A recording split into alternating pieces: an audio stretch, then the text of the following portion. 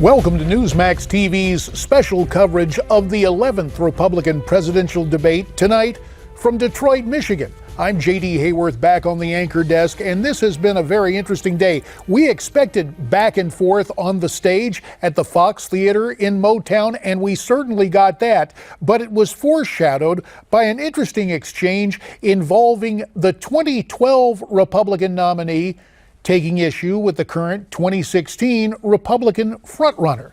And against that backdrop, I'd like to bring in a couple of guests now. First, Skyping in from New York City, Betsy McCaughey, the former lieutenant governor of the Empire State, and also joining us via Skype from San Antonio, Texas, Joe Pagliarulo, or as he likes to be called, Joe Pags. From time to time, you see him behind this anchor desk, but again tonight, he is Skyping in from San Antonio, where he hosts his nationally syndicated radio talk show.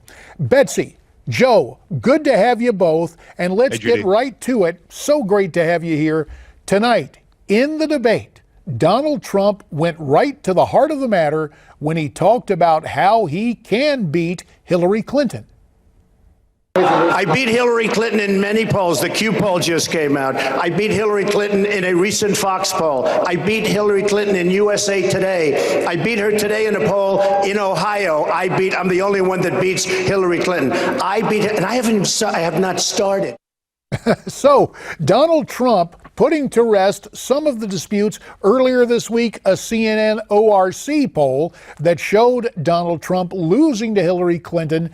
And Betsy, once again, the frontrunner, is quite good at refuting a lot of what comes out of the media as the predominant spin or message of the day. That's right. Donald Trump so far tonight has been a tower of strength. In many cases, it's been 6 against 1. And he's been unflappable, and it just shows you how strong he would be in a negotiation with foreign leaders or with Democrats in Congress, and how capable he may be on a debate stage against Hillary Clinton. Joe Pags, as we take a look at the day, and of course I mentioned the 2012 nominee Mitt Romney on stage at the University of Utah, really using language that he never used in 2012 when he was running against Barack Obama to take on Donald Trump. Trump flies from Florida, does a rally in Maine, and then goes to Detroit. And yet tonight, in stark contrast to a week ago when he seemed unprepared for the dynamic of direct attacks, it appears that Trump, as Betsy says, was able to maintain his equipoise, his composure. Well, I think he did for the most part. I mean, I won't say he was completely unflappable. I thought Little Marco and Lion Ted, I mean, that gets a little bit old and it gets a little bit romper room, but for the most part, he did deflect the attacks that were coming at him. And a lot of them were coming from the moderators. I mean, you had full screens made to show how Donald Trump said one thing or the other thing is true. Then you had, full videos that were being played. And he did a very good job of deflecting it. Back to Romney for a second. You hit the nail on the head, JD.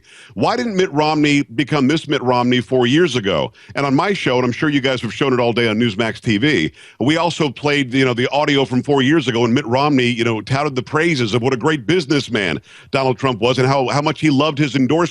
So this about face, it didn't really faze Trump. I think it made him stronger today. And in that event in Maine, very, very strong. On stage tonight, probably not as strong for me because I think he was flapped a little bit, but still did a great job. Yes, not completely unflappable, but the flaps were there. But still, when you take a look at what happens, and Betsy, Joe touched on this, the role of the moderator. Isn't it the job of the candidates to attack each other and the moderator basically to ask questions? Do you believe, as Joe intimated, that Fox actually turned into, rather than asking questions, they became advocates for a certain point of view tonight, the three moderators on stage? About a minute remains, Well, Betsy. that's a good point. I was also very, very disappointed that the Fox moderators did not ask Donald Trump about his health plan, which was just unveiled last night and is a superb start at toppling Obamacare and leading the nation in a much better direction on health care. It has many very important points to it, and yet not a word about it. And speaking of that, Betsy, since you're a public health expert and you sounded the alarm about Hillary Care 2 decades ago, and you were the go-to person on Obamacare, got to ask this question, Betsy. Did the Donald come to you for help in drafting this plan? 30 seconds. No, I've been totally neutral. I don't have a horse in this race, and unlike most of the advisors out there, I am not advising a candidate, so I can give you my straight, unbiased view of this health plan, and it's quite good. It's quite good because it eliminates mandates against employers or individuals, no penalties. It undoes the Medicare cuts that have been so severe on seniors. It repeals 20 tax hikes. One thing I cannot repeal, the reality of time. We're going to step aside for a second, but come back. There's more ahead.